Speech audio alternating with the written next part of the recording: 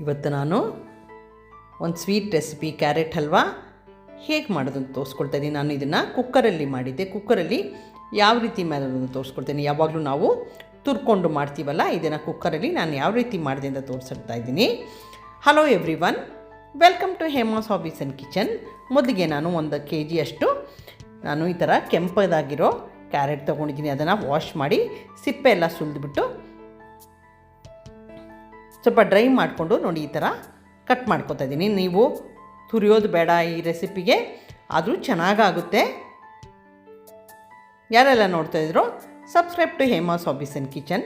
ನೋಡಿ ಇವಾಗ ನಾನು ಕ್ಲೀನಾಗಿ ಇದನ್ನು ಈ ಥರನೇ ಎಲ್ಲದನ್ನು ಕಟ್ ಮಾಡಿ ಇಟ್ಕೋತಾ ಇದ್ದೀನಿ ಒಂದು ಕಡೆಗೆ.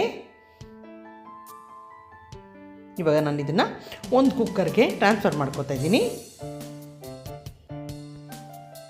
ಇವಾಗ ನಾನು ಮೊದಲೇ ಕಾಯಿಸಿ ಆರಿಸಿರುವಂಥ 1.5 ಕಪ್ಪಷ್ಟು ಹಾಲು ಹಾಕ್ಕೊಳ್ತಾ ಇದ್ದೀನಿ. ನೋಡಿ ಕ್ರೀಮು ಅದ್ರ ಜೊತೆ ಹಾಕ್ಕೊಂಡಿದ್ದೀನಿ, ಹಾಲಲ್ಲಿರೋ ಕ್ರೀಮನ್ನು.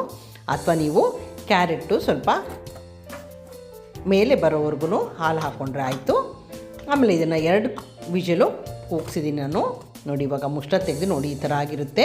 ಇದು ಏನೂ ಕೆಟ್ಟೋಗಿಲ್ಲ ಹಾಲು, ಬಟ್ ಏನಂದರೆ ಮೇಲ್ಗಡೆದು ಕ್ರೀಮು ಆ ಥರ ಗಟ್ಟಿಯಾಗಿರುತ್ತೆ ಅಷ್ಟೇ.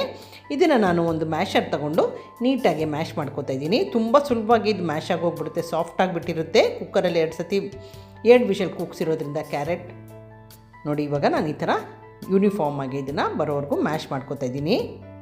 ನಿಮಗೆ ಯಾವ ರೀತಿ ಇಷ್ಟ, ಈ ಥರ ಮಾಡೋದು ಇಷ್ಟನೋ ಅಥವಾ ಟ್ರೆಡಿಷ್ನಲ್ಲಾಗಿ ಕ್ಯಾರೆಟ್ ಹಲ್ವಾ ಮಾಡೋದು ಇಷ್ಟನಾ ಅಂತ ಹೇಳಿ. ನಾನು ಮುಂಚೆ ತುರಿದ್ಬಿಟ್ಟು ಕ್ಯಾರೆಟ್ ಹಲ್ವಾ ಮಾಡೋದು ತೋರಿಸ್ಕೊಡ್ತೀನಿ ನನ್ನ ಚಾನಲಲ್ಲಿ, ಬೇಕಾದ್ರೆ ಹೋಗಿ ನೋಡಿ. ಇವಾಗ ನಾನು ಇದನ್ನು ಚೆನ್ನಾಗಿ ಕುದಿಸ್ಕೊತಾ ಇದ್ದೀನಿ ಸ್ಟವ್ ಮೇಲೆ ಇಟ್ಬಿಟ್ಟು. ನೋಡಿ ಈಗ ಕುದೀತಾ ಇದೆ. ಇವಾಗ ನಾನು 2 ಕಪ್ಪಷ್ಟು ಸಕ್ಕರೆ ಹಾಕ್ಕೊಂಡಿದ್ದೀನಿ. ನಾನು ಸಕ್ಕರೆ ಕಡಿಮೆನೇ ಹಾಕ್ಕೊಂಡಿದ್ದೆ, ಆದ್ರೂ ಪರ್ಫೆಕ್ಟಾಗಿತ್ತು ಇದಕ್ಕೆ. ಯಾಕಂದರೆ ಆ ಕ್ಯಾರೆಟು ತುಂಬ ಸ್ವೀಟಾಗಿರುತ್ತೆ. ಅದರಿಂದ ಇದನ್ನು ಸಕ್ಕರೆ ಕರಗೋವರೆಗೂ ಚೆನ್ನಾಗೇ ಮಿಕ್ಸ್ ಮಾಡಿಕೊಂಡು ಇದಕ್ಕೆ 2 ಸ್ಪೂನಷ್ಟು ತುಪ್ಪ ಹಾಕ್ಕೊಳ್ತಾ ಇದ್ದೀನಿ. ಯಾರೆಲ್ಲ ನೋಡ್ತಾಯಿದ್ರು ಇಷ್ಟ ಆಗಿದ್ರೆ ಲೈಕ್ ಮಾಡಿ, ಕಾಮೆಂಟ್ ಮಾಡಿ, ಶೇರ್ ಮಾಡಿ. ತುಪ್ಪ ಹಾಕ್ಕೊಂಡಿದ್ದೀನಿ ನೀಟಾಗಿ. ಇವಾಗ ಚೆನ್ನಾಗಿ ಕುದಿಸ್ಕೋಬೇಕಾಗುತ್ತೆ ಗಟ್ಟಿ ಆಗೋವರೆಗೂ, ಅಂದರೆ ಹಾಲೆಲ್ಲ ಹಿಂಗೋಗುತ್ತೆ ಅಲ್ಲಿವರೆಗೂ ನೀವು ಚೆನ್ನಾಗಿ ಇದನ್ನು ಕುದಿಸ್ಕೋಕ್ಕೆ. ನಾನು ಒಂದು ಕಡೆ ಎತ್ತಿಟ್ಬಿಟ್ಟು ಇವಾಗ ನಾನು ಸ್ವಲ್ಪ ತುಪ್ಪದಲ್ಲಿ ಬಾದಾಮಿ, ಗೋಡಂಬಿ ಫ್ರೈ ಮಾಡ್ಕೊತಾ ಇದ್ದೀನಿ. ಇದೆರಡು ಫ್ರೈ ಆದಮೇಲೆ ಸ್ವಲ್ಪ ದ್ರಾಕ್ಷಿ ಕೂಡ ಇದಕ್ಕೆ ಹಾಕ್ಕೊಂಡು, ದ್ರಾಕ್ಷಿ ಸ್ವಲ್ಪ ಚೆನ್ನಾಗೆ ಫ್ರೈ ಆಗೋವರೆಗೂ ಮಾಡಿಕೊಂಡು ಇದನ್ನು ಒಂದು ಕಡೆ ಎತ್ತಿಟ್ಕೋಬೇಕಾಗುತ್ತೆ. ದ್ರಾಕ್ಷಿ ಎಲ್ಲ ಉಬ್ಬುತ್ತೆ ಅಲ್ಲಿವರೆಗೂ ಫ್ರೈ ಮಾಡ್ಕೊಂಡ್ಮೇಲೆ ನೋಡಿ ಇವಾಗ ಆಲ್ರೆಡಿ ಹಾಲೆಲ್ಲ ಚೆನ್ನಾಗಿ ಅಬ್ಸಾರ್ಬ್ ಆಗಿಬಿಟ್ಟಿದೆ ಕ್ಯಾರೆಟಲ್ಲಿ. ನೋಡ್ತಾ ಇದ್ದೀರಲ್ಲ, ಇದೊಂದು 5 ರಿಂದ 10 ನಿಮಿಷ ತಗೊಳುತ್ತೆ. ಆಮೇಲೆ ನಾನಿವಾಗ ಫ್ರೈ ಮಾಡಿರೋ ನಟ್ಸ್ ಎಲ್ಲ ಹಾಕ್ಕೊಂಡು ಮತ್ತೆ ಮಿಕ್ಸ್ ಮಾಡ್ಕೋತಾ ಇದ್ದೀನಿ.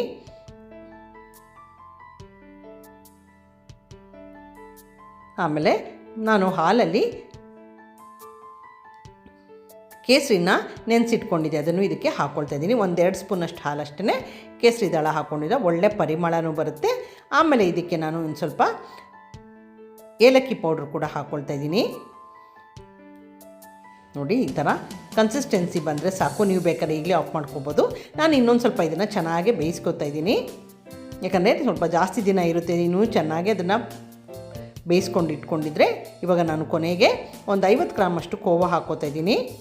ನೀವು ಕೋವಾ ಇಲ್ಲದೇನೂ ಮಾಡ್ಬೋದು, ಬಟ್ ಇದು ತುಂಬ ರಿಚ್ಚಾಗೆ ತುಂಬ ಚೆನ್ನಾಗಾಗುತ್ತೆ. ನಾನು ಇದನ್ನು ಈ ರೆಸಿಪಿನ ನಾನು ನ್ಯೂ ಇಯರ್ಗೆ ಮುಂಚೆ ದಿನ ಮಾಡಿದ್ದೆ, ನ್ಯೂ ಇಯರ್ಗೋಸ್ಕರ. ನನ್ನ ಚಾನಲಲ್ಲಿ ನೀವು ನೋಡಿದರೆ ನಾನು ಕೇಕು ಮತ್ತು ಕ್ಯಾರೆಟ್ ಹಲ್ವಾ 2 ಸ್ವೀಟಾಗಿ ಮಾಡಿದ್ದೆ ಅವತ್ತಿನ ದಿನ. ಇವಾಗ ಹಲ್ವಾ ರೆಡಿಯಾಗಿದೆ. Subscribe to Hema's Hobbies and Kitchen. Thank you for watching my video.